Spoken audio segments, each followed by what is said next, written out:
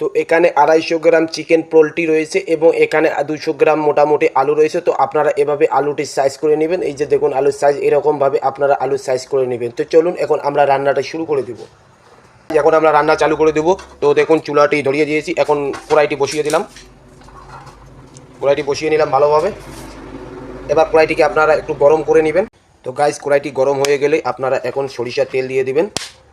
তো সরিষার তেল মোটামুটি আপনারা 50 গ্রামের মতো দিলেই হবে। এবার তেলটিকে একটু গরম করে, তো তেলটি গরম হয়ে গেলে আপনারা এরকম কচি কচি করে পেঁয়াজ কেটে নেবেন। পেঁয়াজ কাট ঢেলে দেবেন এখানে। এরপরে পেঁয়াজটাকে হালকা পরিমাণে একটু নেড়ে ছেড়ে দেবেন। তো পেঁয়াজের কালারটি একটু যদি ব্রাউন কালার চলে আসে তাহলে আপনারা এখানে এই যে রসুন বাটা দিয়ে দিন। মোটামুটি 2টো রসুন বেটে নিয়ে দিয়ে দিবেন। তো রসুন বাটা দেওয়া হয়ে গেলে একটু নেড়ে ছেড়ে দিবেন। তো এরকম যখন কালার হয়ে আসবে তখন আপনারা এখানে মরিচ দিয়ে দেবেন, অর্থাৎ লঙ্কা এরকম করে বেটে নিয়ে দিয়ে দেবেন। তো আমি লঙ্কাটুকু দিয়ে দিলাম। এবার এগুলোকে একটু ভেজে নেবেন ভালোভাবে। যদি তো গাইজ এই সময় আমার কাছে আদা নেই, তো আপনাদের যদি আদা থাকে তো আদা আপনারা এখানে দিয়ে দিতে পারেন, কোনো অসুবিধা হবে না।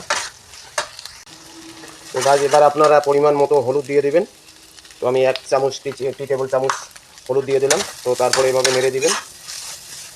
তো তো গাইজ এবার যে এরকম যখন কালার চলে আসবে, দেখুন এখন কীরকম কালার চলে এসেছে। এই কালারের মধ্যে আপনারা আপনাদের যে চিকেনগুলো আছে চিকেনগুলোকে দিয়ে দিবেন। তো আমি চিকেনগুলোকে দিয়ে দিলাম।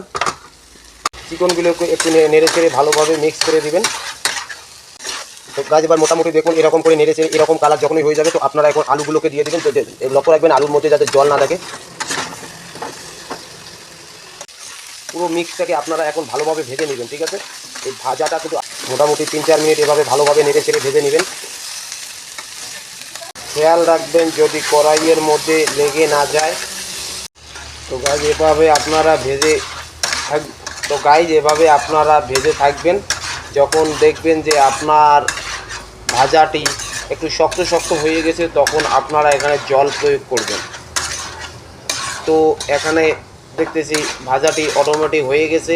তো এখানে এখন আমাকে জল প্রয়োগ করতে হবে। তো আমি জল দিয়ে দিলাম, একেবারে সিদ্ধর পর্যন্ত জল দিয়ে দিলাম। আপনারাও এরকম করেই জল দিবেন যদি একবারে আলু এবং চিকেনটুকু একবারে সিদ্ধ হয়ে যায়, ঠিক আছে গাইস। নেড়ে চেড়ে দেওয়ার পরে এখানে দেখবেন আপনারা প্রয়োজন মতো আপনারা লবণ দিবেন, ঠিক আছে গাইস। তো আমি প্রয়োজন মতো আমার 1 টেবিল চামচ লবণ দিয়ে দিলাম এবং আপনারা এখানে একটু কাঁচা লঙ্কা দিয়ে দিবেন, তাহলে এই মাংসটুকুর ফ্লেভারটা ভালো আসবে। তো ফ্লেভারটা ভালো করার জন্য কাঁচা লঙ্কা অবশ্যই দিবেন আপনারা। এবার আপনারা এটাকে ঢেকে দিন।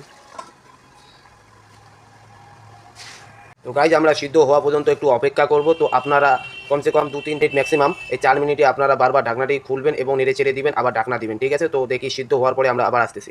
ম্যাক্সিমাম 4 মিনিট পর আমরা এটাকে এখন খুলে এখন দেখব। খুলে দেখতে পাচ্ছি জলটা আর অল্প পরিমাণ, শুধু অল্প বাকি। তো এটাকে আমরা এখন কষিয়ে নিব। এভাবে আমাদের কষিয়ে নিতে হবে। তো এদিকে কষতে কষতে আমাদের আরও 2টো জিনিস দিতে হবে। দেখুন জিরা, এটা সানরাইজের জিরা, এই জিরা একটু দিতে হবে। তো ওখানে জিরা দিলাম। এবার একটু মিট মশলা, সানরাইজের মিট মশলা, এই মিট মশলাটুকু দিয়ে দিলাম। আপনারা পরিমাণ মতো দিয়ে এটাকে নেড়ে চেড়ে ভালোভাবে ভেজে নেবেন। সুন্দরভাবে আপনারা এটাকে ভাজবেন, অর্থাৎ কষবেন। যত কষবেন তত এখন মাংসটার টেস্ট উঠবে। তো আপনারা ভালো বিদ্যুৎ যে জল দিয়েছিলাম সেই জল তো শুকিয়ে গেছে। তো এখন আরও ভালোভাবে কষিয়ে নিব আমরা এটাকে।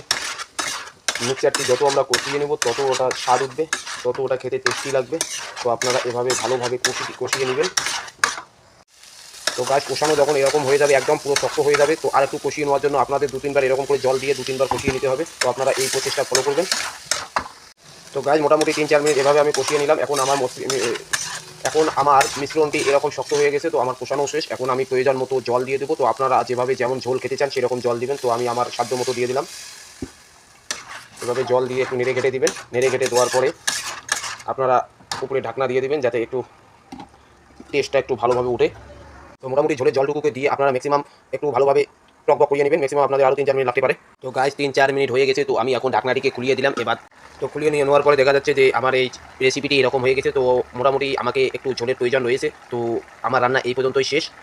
তো আপনাদের যদি আরও ঝোল কম লাগে তো আপনারা একটু জ্বালিয়ে নেবেন। তো গাইস আপনাদের উদ্দেশ্যে একটি কথা আছে যে এটা হচ্ছে গ্রাম্য পদ্ধতিতে রান্না। এরকম প্রায় গ্রামের মধ্যে অনেক লোক এরকম করেই রান্নাবান্না করে। তো এখানে আদা পড়েনি এবং শুকনো লঙ্কা পড়েনি এবং আরও অন্যান্য মশলা জাতীয় জিনিস পড়েনি, যেমন গরম মশলা, ছোটো এলাচ, বড় এলাচ, এরকম অনেক কিছু পড়েনি। তো এভাবেই রান্নাটা করিয়ে নিলাম। কারণ আমার হাতের কাছে এগুলো নেই এখন, তো আপনাদেরকে এগুলো দিয়ে আমি দেখাতে পারলাম না। তো ইতি এখানেই থাকলো, পরে আবার নেক্সট ভিডিও নিয়ে আসবো এরকম রেসিপির ভিডিও নিয়ে।